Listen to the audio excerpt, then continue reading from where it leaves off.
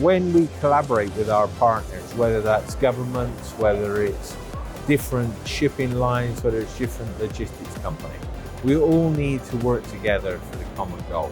Share what we can, share utilization, and work together to save what we have and use what we have effectively. We see a lot of infrastructure as well developments in the Asia-Pacific region to improve railway and doing cargo transportation. And I think it's really important as well to address this and make it visible, because there are alternatives to the classic road, air freight and ocean freight connectivity, and customers look for alternatives. And work in a collaborative manner to ensure that we get the best costs and we get the best product delivered to us in a way that saves our environment. I really appreciate the ALMAC is talking about the China rail connectivities as well as the advantages, because rail freight is the future. It's a sustainable transportation mode. It's a fast transportation mode. It has been really evolved in the last couple of years.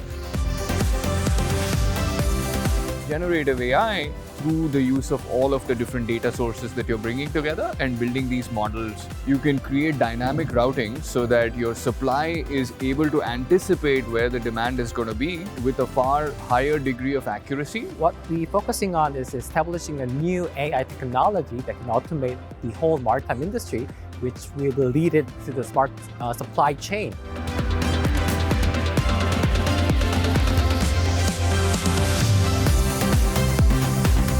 香港一直是全球前10的贸易的这个城市，香港的地位非常重要而且也是我们整个“一带一路”的重要的支点城市也是整个大湾区的核心城市。那我们在5年以前已经在香港布局了很多的直邮仓和协同仓，通过香港实现了全球的货进到内地和内地的货出去到全球。For Hong Kong is one of the locations which has a fantastic connectivity. This is why we have our express hub here in Hong Kong, because we are close to China, we are close to Malaysia, Vietnam, to the RCEP countries.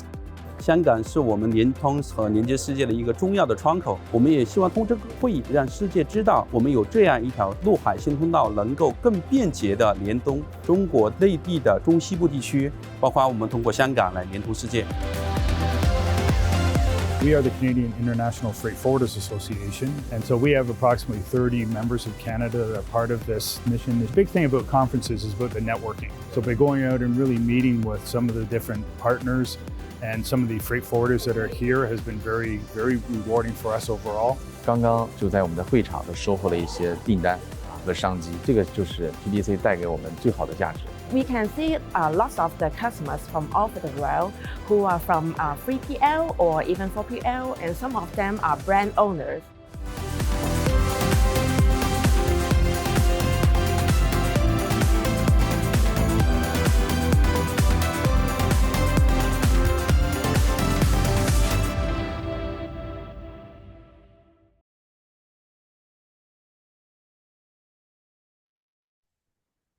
Good morning, good afternoon, everyone. So welcome to this webinar from all over the world. Today, we really have the pleasure to welcome you all to join us for the opportunities and supply chain management for food trading between the EU and Hong Kong. And I am one of the speakers and moderator for today. So this is Christy Chu, and I am from the Hong Kong Trade Development Council Frankfurt office. So today we are really excited to present you an insightful discussion and presentation about the food market in Hong Kong and mainland China, as well as some supply chain best practices on food trade between the EU and Hong Kong. And we have two very good speakers here, expert talking about export and import regulations, advantages of using Hong Kong as a logistic gateway. And for us, the HKTDC, we have offices all over the world, and we are one of them. So this is TDC Frankfurt, and I think all of you hear about this event through our global network. So a very warm welcome to you here.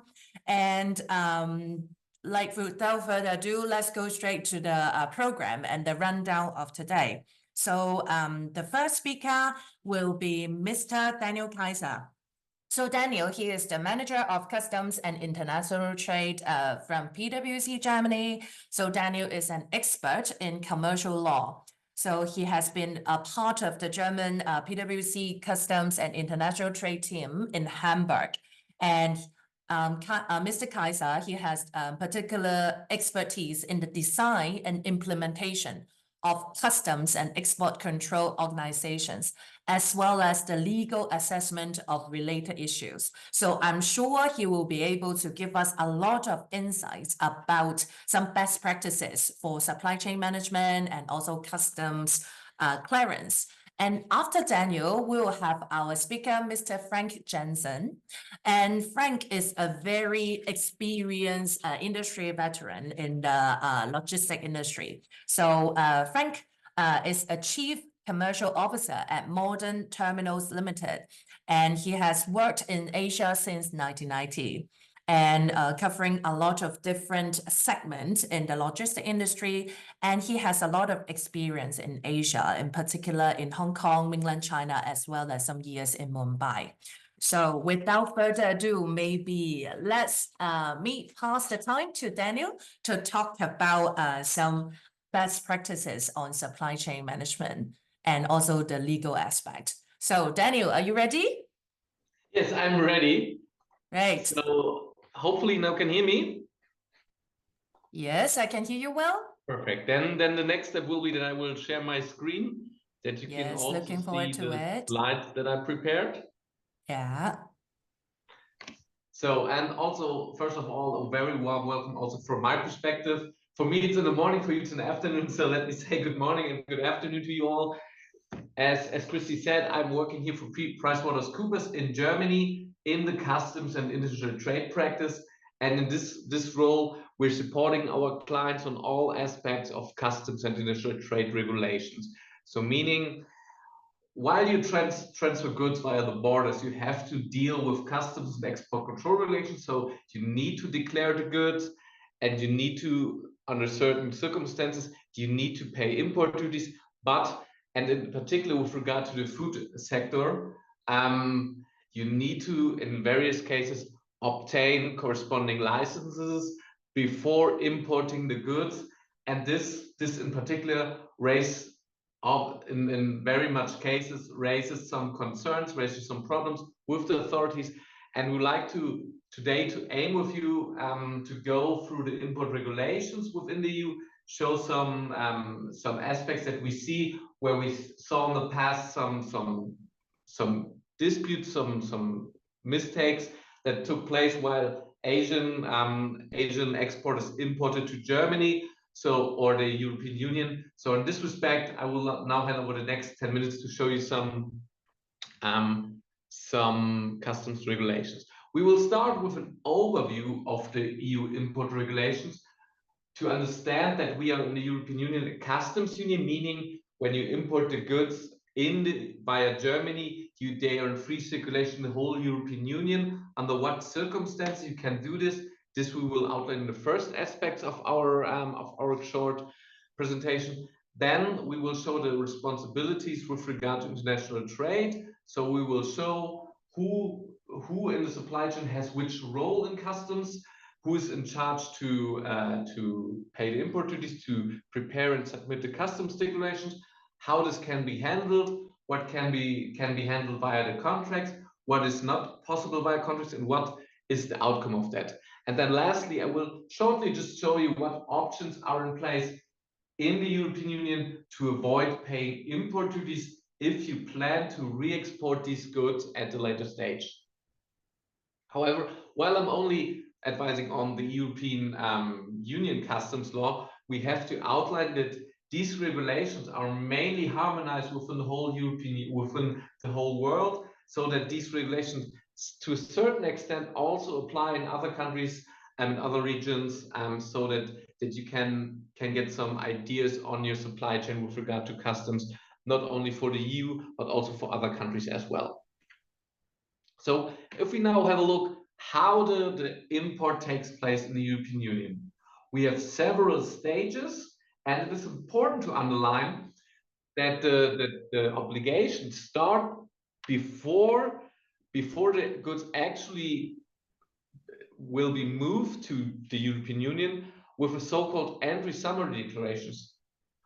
When we do a movement by the means of a vessel, for example, you have to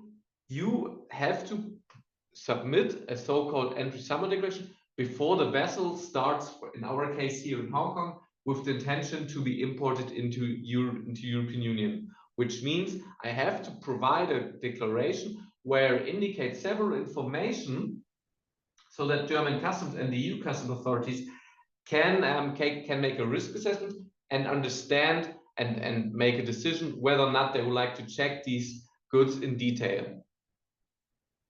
So this will be done before the actual vessel leaves Hong Kong. Then the actual movement starts and the goods come to the customs territory of the European Union, where the vessel company has to make a so-called arrival notification, and then the goods will be stored in the so-called temporary storage, where the goods have not been customs cleared, but within 90 days you can then decide what you would like to do with the goods, whether you would like to re-export the goods or you would like to release the goods from customs-free circulation. And once you have done that, the customs supervision ends and you need to pay the import duties. And once this has been done, you can use the goods like any else goods here in the European Union. What has to be contained within the customs declaration? Simply speaking, within the customs declaration, I need to indicate all information that is on the one hand side decisive to determine the customs duties, and to give information about any possible licenses have to be obtained, especially with regard to the food sector, which I said before. The food sector is a sector where you have a lot of regulations within the European Union, where you need from several authorities, in case of doubt, several licenses that need to be in place. Here we see the existing of controls. So it depends always on the customs tariff code. Your good is subject to a specific customs tariff code that allows the authorities to understand what goods you would like to import. These codes has to be determined on your end and submitted to the authorities. And this code also is decisive for the question whether or not you need to obtain additional licenses prior to import. And in this respect, it is important to understand that the customs authorities itself are not in charge to obtain these licenses, but other authorities like the veterinary office as well. And even though the European Union is a customs union, so where we have one customs legislation, we have to consider that several national authorities are in place, so that you have another authority in charge if you would like to import via France, then the authority that would be in charge to obtain these licenses when you import via Germany.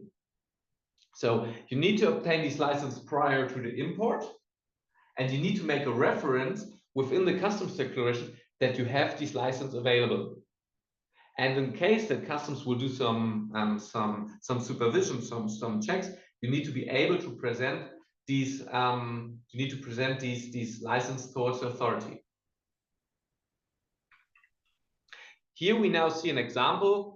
I make the example with red salmon, gutted head off, intended for the processing and this is subject to very import license. For example, the veterinary inspection, so that the quality is ensured, and we have to obtain in addition several licenses with regard to the control of illegal fishing, and in case of doubt, some licenses that ensures that these goods is of organic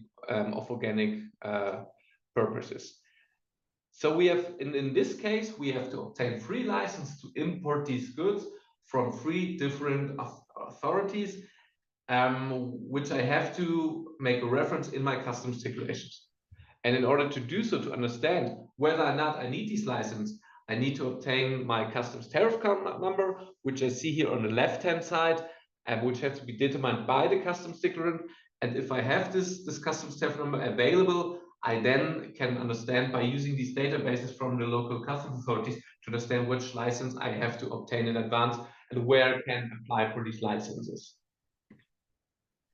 Now, while we understand what I need for information, now is the question, who is in charge to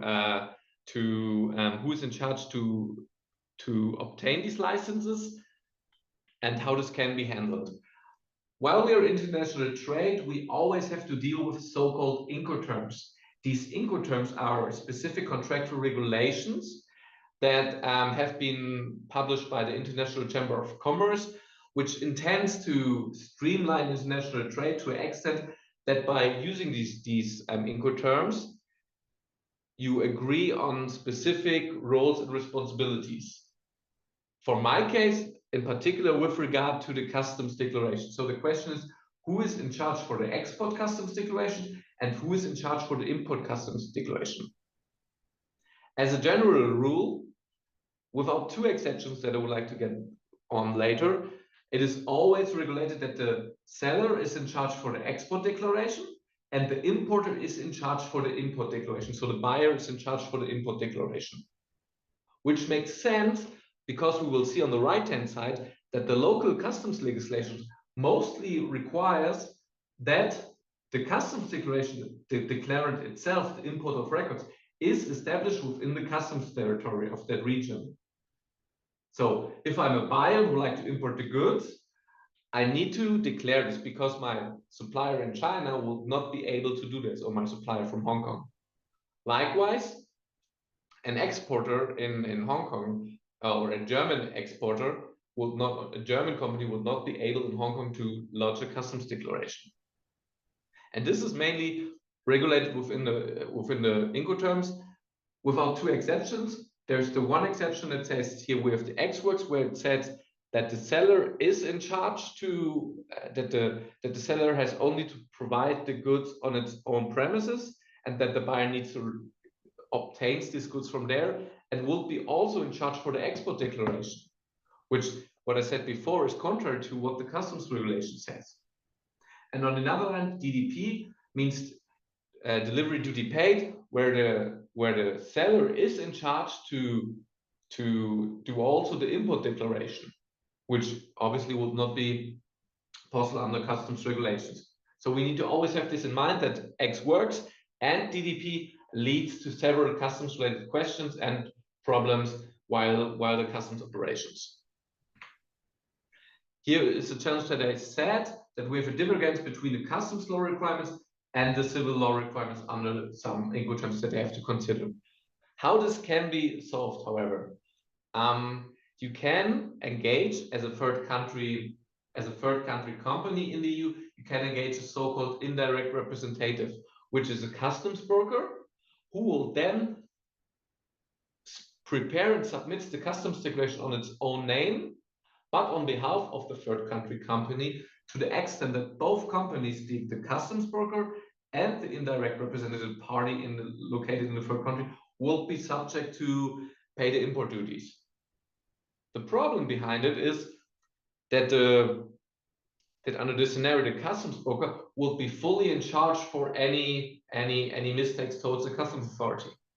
And we had several cases in the past where Asian companies engaged the customs broker here as indirect representative, and then in turn a customs audit took place, and the customs audit took place towards the customs broker, who will then have to obtain all relevant information, for example, technical data sheets, so that German customs could understand if the customs classification has been done properly, which in the general role of the customs broker is not their duty. So we had several problems with that, which is why, if you intend to do an indirect representation to import goods into the European Union, you should prepare a very well prepared contractual agreement where all the roles and responsibilities have been determined in detail, and you need to define the process in detail that is ensure that every person involved have all relevant customs related information, because this is what EU customs law requires, that the person who prepares and submits the customs declaration has all customs related documents available. And now, as a last step, I would like to show you the customs warehouse. What I said in the beginning, when you would like to import goods into the European Union, the general approach is that you release it for customs-free circulation, which would result that you on the one hand side need to obtain all licenses, and separately that you pay the import duties that is due in the European Union.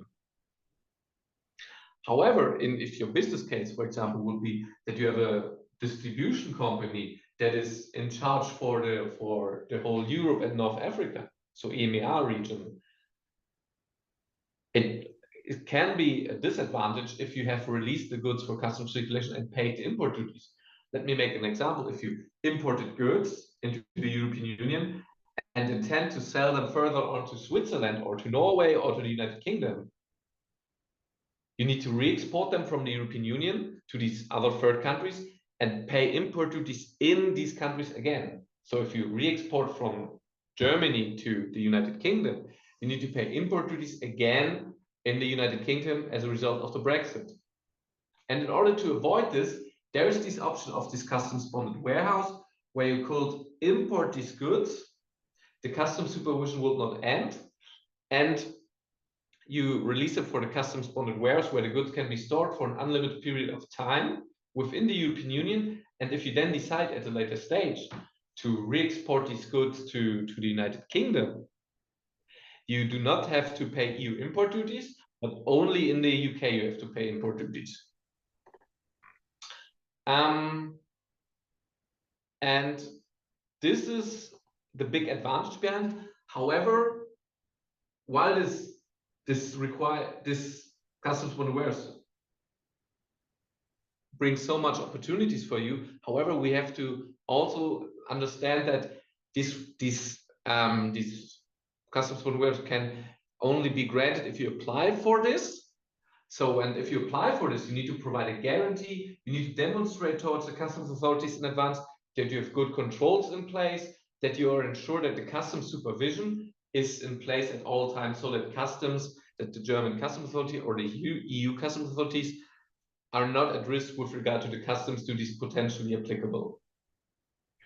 So this is a several formal process that you need to run in advance, where you have to provide a formal application. You need to provide an SUP. You need to demonstrate that your customs-related staff has the relevant knowledge, and several other applications, which can in turn lead to a very long application phase if you do not prepare this application very well, which is something that PwC and we as a customs team regularly support our clients on, in order to ensure that every requirements are being met and that applications take place at a very fast time.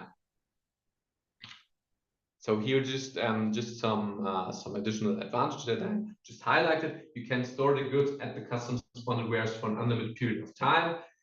As long as the goods are in customs bonded warehouse, you do not need to pay the import duties, and which is especially with regard to the agricultural sector or the food sector, is that you do not have to obtain these licenses for the EU as long as the goods are within this customs bonded warehouse. So this just in a very, very short nutshell, some customs aspects that you need to consider when you do international business with regard to foods. And thanks for your attention so far, and I'm happy to discuss any questions you may have at a later stage in the course of this event. Thank you for your time. Thank you, Daniel. So this is a very short but extensive overview about what you should note if you are interested in doing the import and export regarding food. And just like Daniel said, we will have a Q&A session after the presentations of all three speakers. And then you are feel free to put your questions in the Q&A box later, and then we will address it later on. So next up, we will have Mr. Frank Jensen. And Mr. Frank Jensen will talk about benefits of using Hong Kong as a gateway for food imports into mainland China. And so Frank, now let me pass the floor to you. Thank you very much, Christy. I will share my slides. Yes, looking forward to it. You have a very nice backdrop, Frank. Yes. I'm now on full screen mode. Does it work? Yes, see it very clearly. Thank you. Very good. Thank you very much, Christy, for the opportunity to explain to everybody how we position Hong Kong as the freshest gateway to China. Modern Terminals, the company that I work for, came together 5 years ago, together with 3 other terminal operators in Hong Kong to form an operational alliance. We call it the Hong Kong Seaport Alliance. That advantage, or the objective of this advantage, was to combine facilities in Hong Kong to enhance efficiencies and thereby improve service offerings to customers shipping through Hong Kong. Shipping lines, importers, food traders.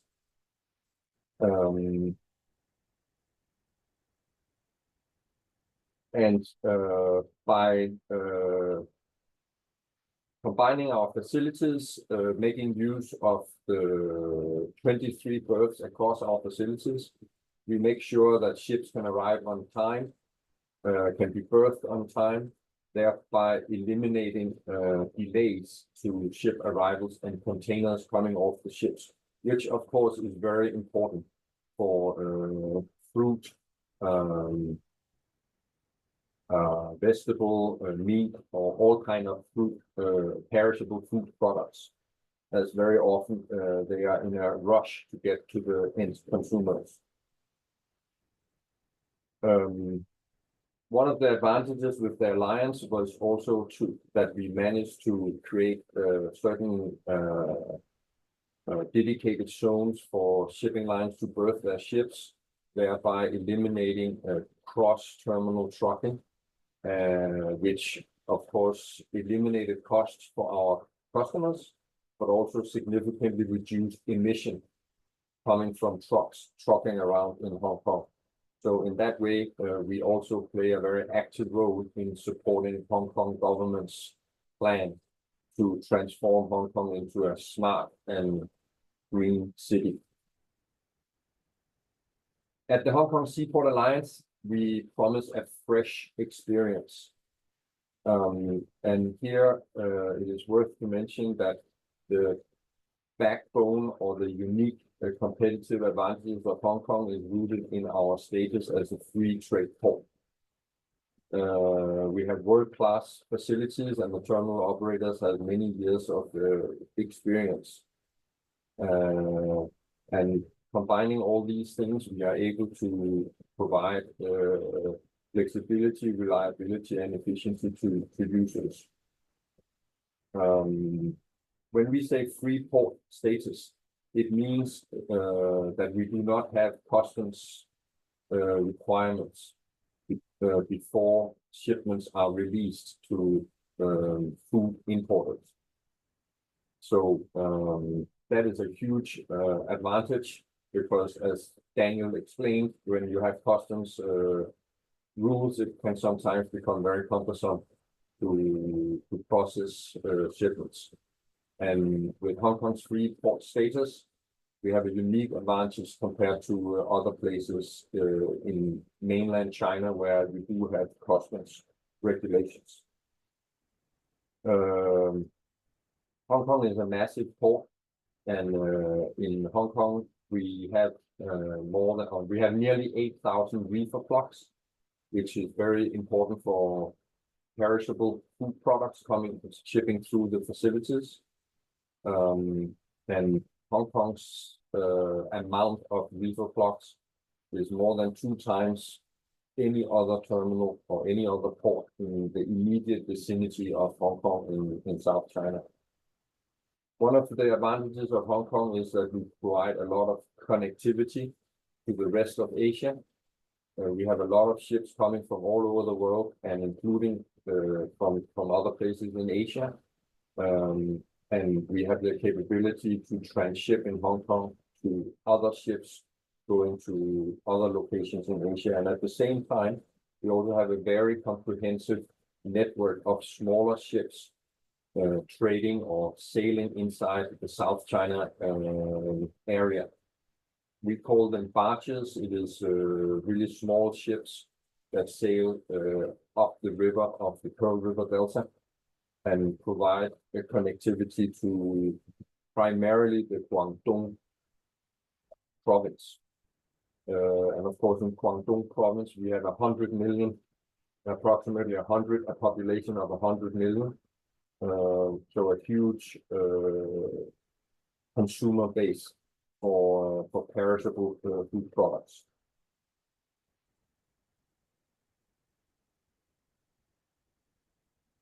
Over the years, we have handled a large amount of perishable products, and it has given the terminal operators in Hong Kong a vast amount of experience how to handle different types of perishable items, perishable products, and we have developed a lot of expertise in different treatment of food products.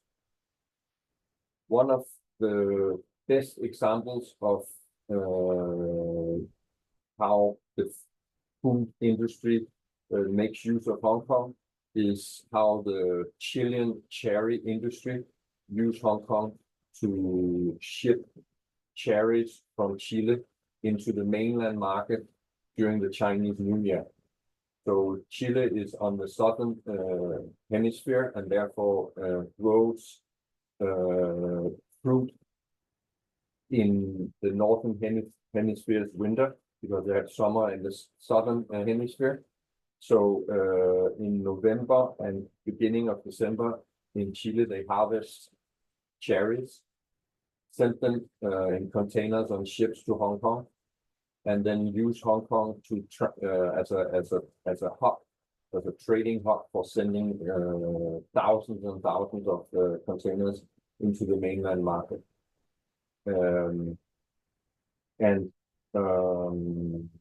Because the cherry is a hot item immediately before the Chinese New Year, cherry symbolizes wealth and good luck.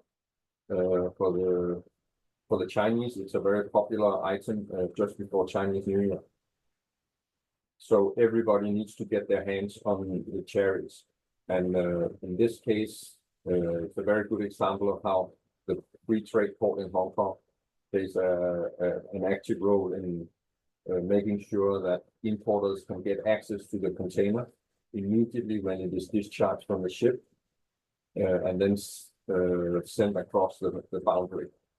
In recent seasons, when the ships arrived from Chile with thousands of containers, approximately half of the containers were picked up less than 1 hour after it came off the ship, which again is something that is exceptional for Hong Kong. It is only possible to do because we don't have a customs process in the port, and very much appreciated by food importers and of course consumers in South China who can get tasty Chilean cherries for their Chinese New Year celebrations. And because Hong Kong is located adjacent to the Guangdong province, it is very easy to truck across the boundary and reach large cities in the Guangdong province or in South China.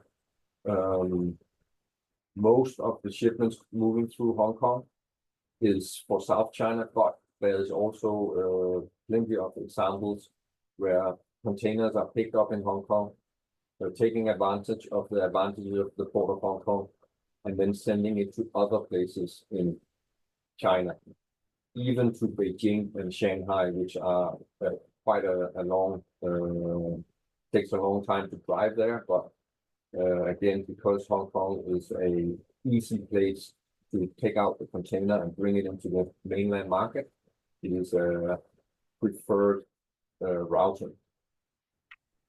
And that is how Hong Kong has positioned itself as a very popular location for perishable food items for the mainland markets. And that concludes my presentation, Christy. But before I completely finish, I would like to share that the Hong Kong Seaport Alliance is present at the Asia Fruit Logistica exhibition next week in Hong Kong from the 4th to the 6th of September. Asia Fruit Logistica is Asia's biggest fruit exhibition with thousands of participants. So if any of the people who are the audience today should plan to visit or is planning to visit Asia Fruit Logistica, I would like to welcome you to visit the Hong Kong Seaport Alliance stand in Hall 5. You can find us at booth 5J39. 5J39. Thank you, Chrissy. Thank you, Frank. And in fact, I'm really excited about the fact that like in Hong Kong, all over the year, we have a lot of different exciting activities regarding the logistic industries. And just like what Frank has been sharing, like Hong Kong is definitely a place that we have the enough infrastructure to support any kind of fresh food export and import businesses. And so now I'm the third presenter, so I'm going to share the screen on the presentation that I'm going to talk about now with you. So today I'm talking about the food products overview and also logistics landscape in Hong Kong. And I hope everybody is seeing the screen pretty well. And before I talk about the industry overview and what we do at the HKTDC to promote the logistic and food industry, maybe we can hear a little bit about how we all started the Hong Kong Trade Development Council. So we are the Hong Kong statutory body to promote trading for products and services all over the world. And we established ourselves 50 or almost 60 years ago. So we have 50 offices all over the world with 13 in mainland China and 11 in Europe. So we feel like Hong Kong can be a place to bridge different parts of the world. And with the extensive network in mainland China and Europe, we hope we can foster more trade between these two places. And this is our mission. We want to connect the Hong Kong small and medium-sized companies with businesses around the world. So a lot of you are here today. We are very honored. And we want to facilitate mainland Chinese outbound investment in different markets. No matter it is mature, emerging markets, we hope that we can also bring the investment to your place. We also help international companies expand into mainland China, including the Greater Bay Area and the outside region. We also aim to promote international cooperation in various sectors like trade, I&T, sustainability, healthcare, and IP. And people will talk to me, especially when I talk to people in Germany. So a lot of different trade promotion organizations from all over the world are talking about their own place. But what is truly special about Hong Kong, Christie? So we have some strong fundamentals. The first thing I will have to talk about is our low, simple, and competitive tax system. I can tell you more figures later on. And we have a multicultural talent pool because of the environment. And then we are able to speak English, Chinese, several different languages without any difficulty. We also have open business environment and also world-class logistic infrastructure, and briefly mentioned by Frank just now. For the tax system, so for us in Hong Kong, you have the property tax, you have the salary tax. It is relatively low. Every time when I talk about this to European countries, for example, they feel like, wow, Hong Kong is such a good place because you only have a salary tax of 15% as compared to what we have now in Germany, which is starting from 30 to 50. Yeah, so we definitely have more disposable income if we are measuring in the same level of tax rate. And the property tax is also 15%. But I want to highlight here is for any shipping related activities, In Hong Kong, currently we are running a tax concessions. So it is a half tax rate concession. So it is at 8% only, because the profit tax in Hong Kong is 16.5. And if we can divide it by 2, 8% is definitely a good incentive for the shipping related activities. And for the infrastructure wise, we have aviation, we have maritime. And for the airport side, I'm happy to say that we are very busy for the international cargo. And we also have a lot of capacity together with the third runway system to be completed late this year. We hope that we can have the room and capacity to do more things to facilitate the import and export business globally.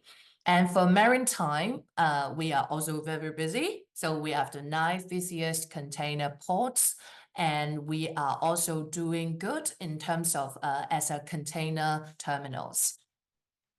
And so we are situated in a very strategic location in the Greater Bay Area. So Frank has also talked about the proximity of Hong Kong to different cities in the Greater Bay Area. And we are able to ship the cherries, for example, is it in winter, like very successfully to different places. We distribute it well with the cold chain technology.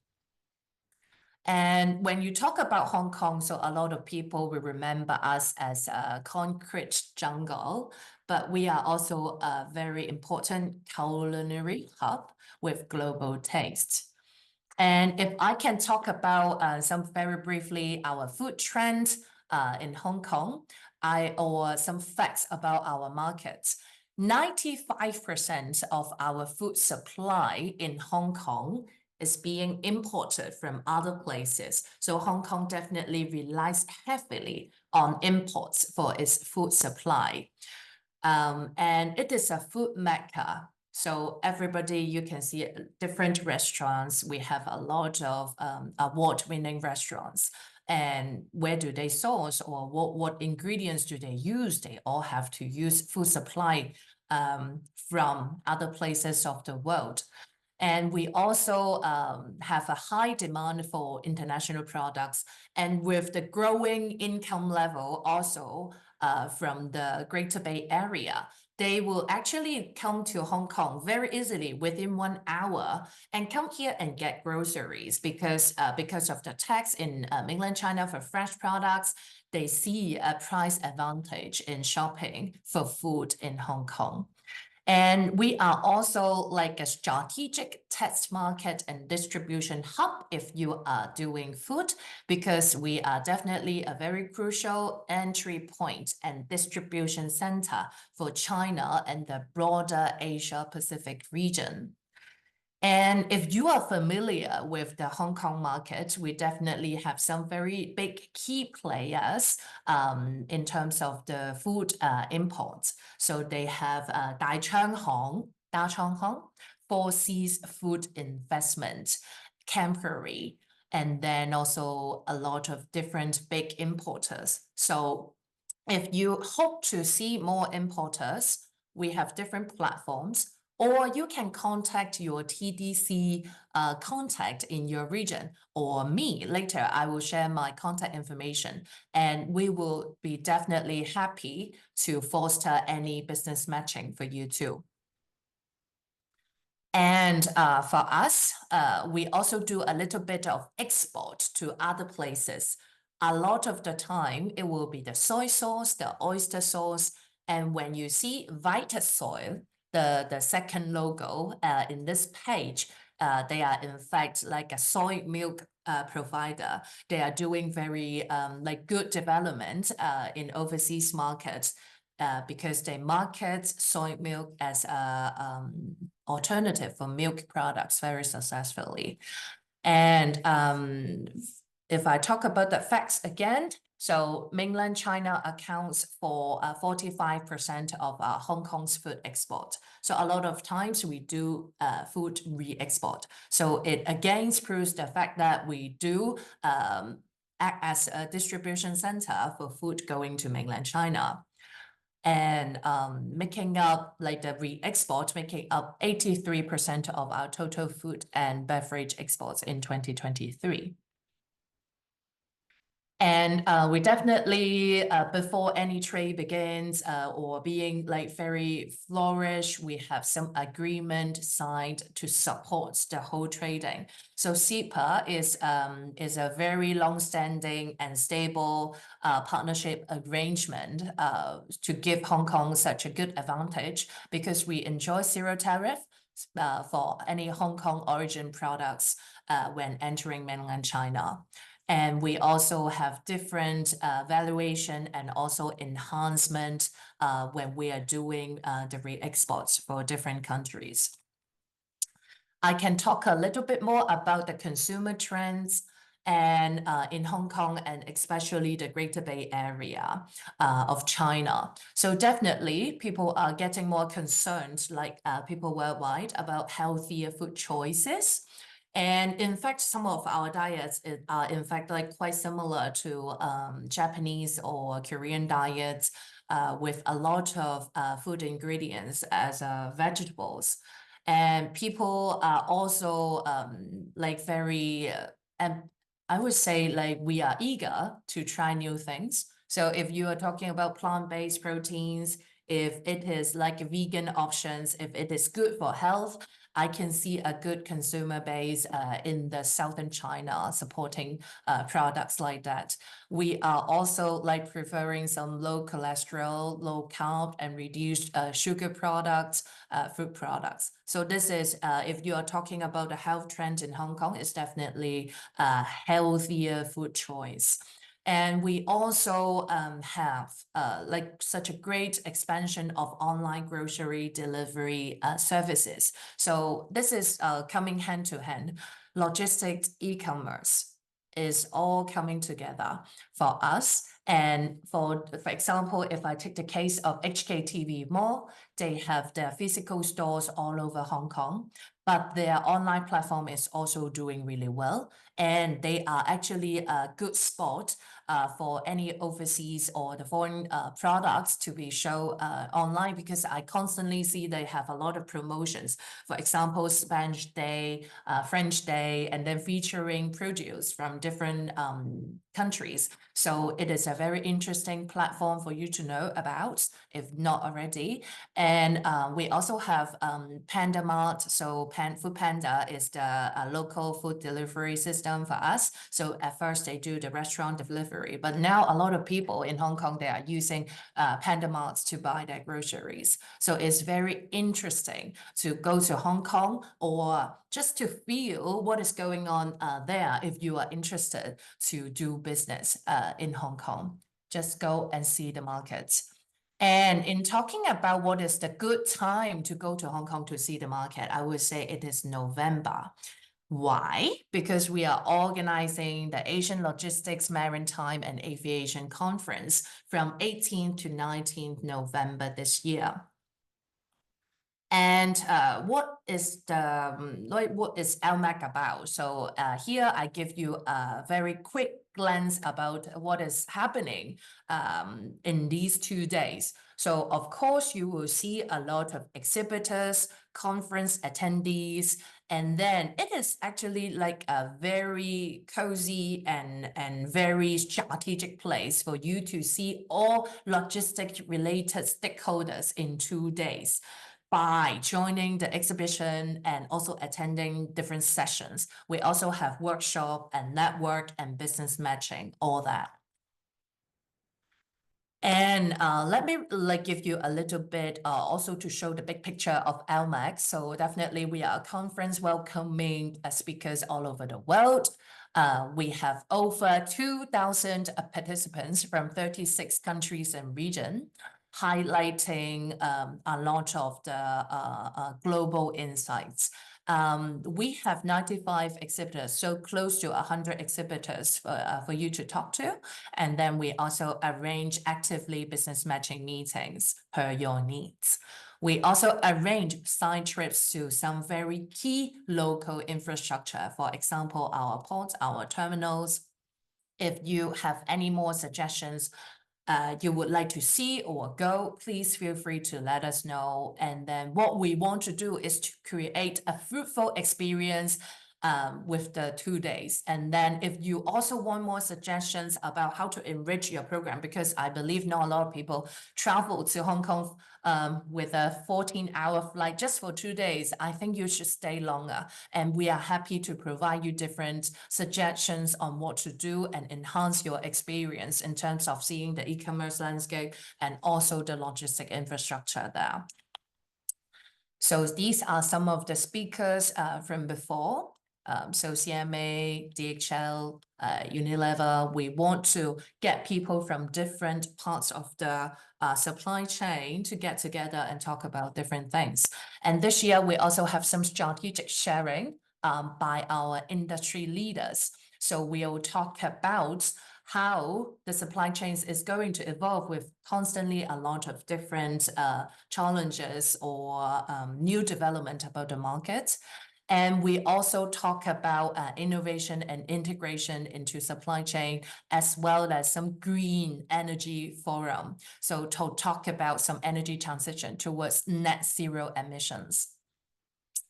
And now I'm going to talk a little bit more about the participant profile, because it does matter for you to see people there and who are they, right? So 50% are from Hong Kong. So these are our Hong Kong local logistics service providers.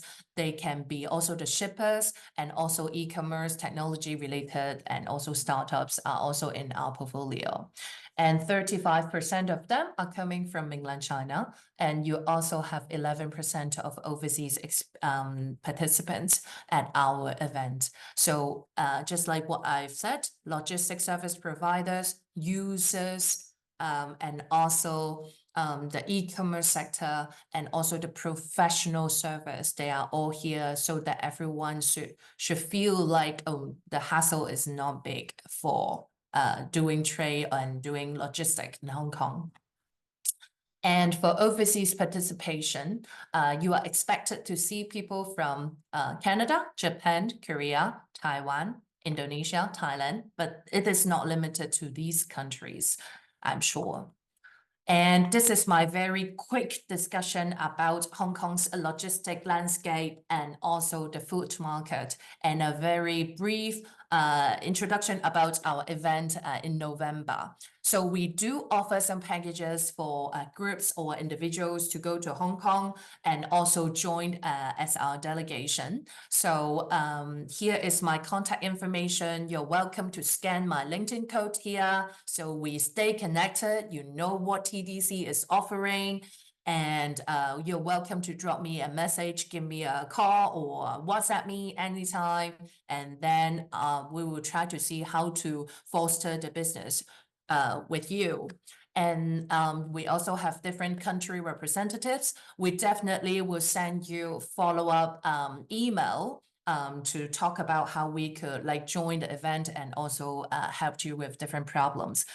And now we will go into the Q&A session. And I hope Daniel and Frank, you're ready, because I have seen quite a lot of questions in the Q&A box already. So let me do the Q&A session right now. So I think now 3 of us are being spotlighted, right? Yes, Daniel and Frank. Okay, so everybody is ready. So now I'm checking the Q&A box, and I also see some attendees raise their hands before. So if you prefer to speak to the camera later and ask the questions directly, you can also do that. But now maybe let me address the questions in the box first. So this question is about, okay, so where can I find the customs code and the certificates needs for them to apply for the food products to be imported to EU? Maybe this is a question for Daniel, I think. Yes, that makes perfectly sense. So first of all, it's important to note that these customs tariff codes are to a particular extent harmonized worldwide. So the same logic applies in Hong Kong then, or in other Asian countries, applies also in the European Union. But to then, at a certain level of detail, the European Union has additional more detailed regulations in order to ensure that the European legislation can make their own decisions what they would like to have licensed and what not. There are several databases available where you can check your customs tariff code. But I think from this perspective, the easiest one is the one published by the European Commission, so-called TARIC, T-A-R-I-C. You can Google it and you find the official database from the European Commission where the customs tariff codes are published in English language and the European ones, and you can then need to decide what criteria your good meets. So you have several categories with regard to food, with regard to other types of goods, and you then need to distinguish and separate what is customs tariff code applicable for your good. Hope in a nutshell is helpful. I have just typed a TARIC. It seems like it's a good information source for everybody. So you can take a reference from it. So thank you, Daniel. And so I see that is it Aline Kojo Karu? If I will press allow to talk for you now, and then I think you can talk now because I see that you are raising your hand. Ellen, are you with us? Hello, Ellen. Then maybe I will get to the second question first while we are waiting. And so maybe we can do this now. How does the cost of shipping through Hong Kong versus mainland China ports? The shipping cost through Hong Kong, is it more expensive than maybe directly going to mainland China? Is it the question? I hope I address it well. And Frank, do you think you can answer this question about the cost comparison? Yeah, I think cost, of course, is always a factor in global supply chains. I think shipping through Hong Kong and shipping through China, I'm not sure that there's a lot of cost difference, really, particularly if you compare Hong Kong with some of the South China ports. I think what we are hearing from users of the Port of Hong Kong is that the reliability of the Port of Hong Kong and the assurance that they get in general that things work well when they ship through Hong Kong, that is something that is tremendously important to them when they choose how to get the products into the consumers' hands. And again, historically and still today, Hong Kong is functioning as a massive port for handling food products going into the mainland markets. Yes, I can see that, of course. Yeah. So Frank, we definitely will have some price difference, but I think it's in terms of like what the customers want to do, right? Yeah. So where do you actually want to go, and different advantages of different places. And we also get a questions, I think, because we also have some Hong Kong participants here, and they are in fact like for Germany and EU, we have definitely questions between like whether the things happen in Germany will be applied in EU countries. So there is a one country question from, I think, for Daniel. So can the certificates applied in Germany be accepted in all EU countries? No, this is actually the really specific topic with regard to licenses. While even though we have in the European Union the customs legislation, customs union, which applies to all EU member states, the individual license with regard to food, for example, is subject to the local national competence of law. So you always need to see where you would like to import your goods or where you'd like to use your goods. For example, if you like to sell the goods in Germany, you should just think about importing the goods via German port, because when you would like to use the goods in Germany, you need a German license. For example, we have one case just at the moment where a company tries to import goods from the United Kingdom, and the final destination is in France. But while the goods have been imported via Germany, German customs now request that for these goods on the packaging there's a German labeling in German language. And we had several discussions with German customs to discuss that the final country of destination is in France, but German customs office says, regardless of that, the goods are physically in Germany, and therefore you need to have this German labeling. So, which obviously makes not that much sense, but German customs really is close to the law, and therefore you always need to think about where you like to use these goods and what kind of license you potentially need, and therefore need to distinguish which port of import should be the right one for you. Yes, and I think one of the attendees, Alain, so he or she is talking about the tariff HS codes are the same in EU, but with different taxes. Will you respond to that, Daniel? Can you repeat? I missed that, sorry for that, but can you repeat that? Yeah, so the tariff, because you have just talked about, this is the source that we can find more information. Yes. So tariff HS codes are the same in EU, but with different taxes. I would love to actually, so. Yes, we have to cover that besides the customs duties, within the European Union, always import VAT becomes due. And the rate of the import VAT depends per member state. So in Germany, it's 19%. I guess in France, it's 22%. So this depends a bit, but it's important to understand that as a general note, as a general rule, the import VAT can be deducted as input tax within the tax returns if you're the owner of the goods at the time of importation, simply speaking, which then, however, causes potentially some registration obligations. So if you would like to get the German import VAT refunded from German tax authorities, you need to register yourself in Germany, which then may cause some additional administrative efforts if you import via several ports. For example, if you import via Poland, via Germany, via Netherlands, you will have three separate registration obligations, which causes administrative effort. So this also comes to the conclusion, it's important when you create your supply chain to understand where you would like to import and what follows from that.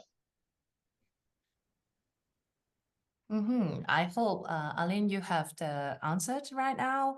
And in fact, I have a question about HKSPA for Frank, because you have talked about the organization. So in fact, you have talked about like the flexible services to help the different parties. And can you actually elaborate more for us to address the unique challenges of fruit trading market, for example, in South China?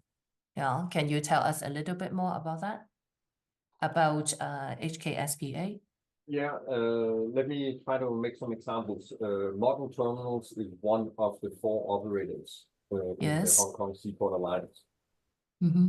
Our facility have 7 berths, and the terminology berth is a terminology we use for where you can, in simple words, park a ship. So you think about it as a car park, but for ships, a berth. We have 7. But together with the other 3, we all together have 23.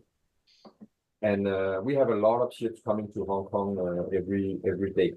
And normally, or in theory, the ships are coming at different times, or they should be coming at different times, so there's always room for them when they arrive in Hong Kong. But operationally, it's not always possible for the ships to arrive on the time that they are supposed to arrive. Therefore, sometimes they come at the same time. And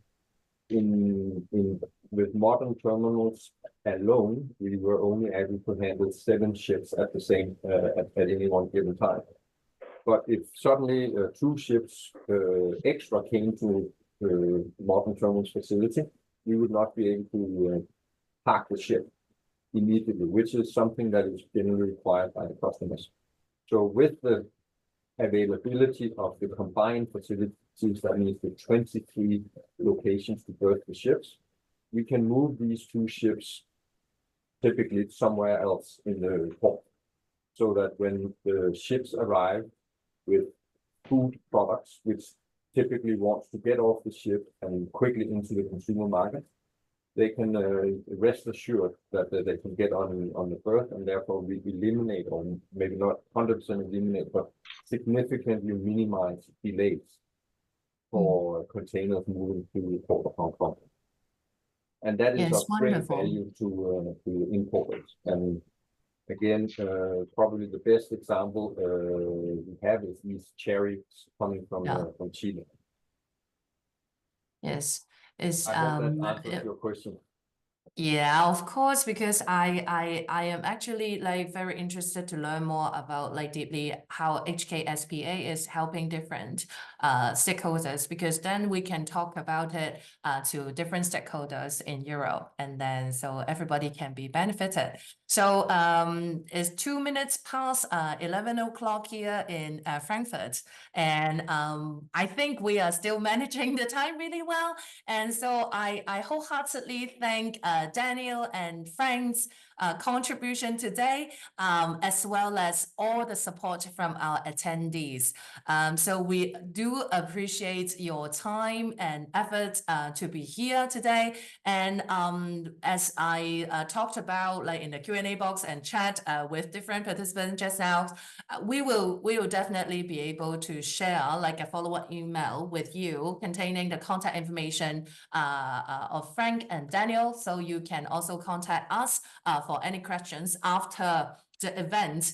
And we will also share the like the slides today if it is like you think it will be useful, we'll be happy to do that. And also some information about ALMAC.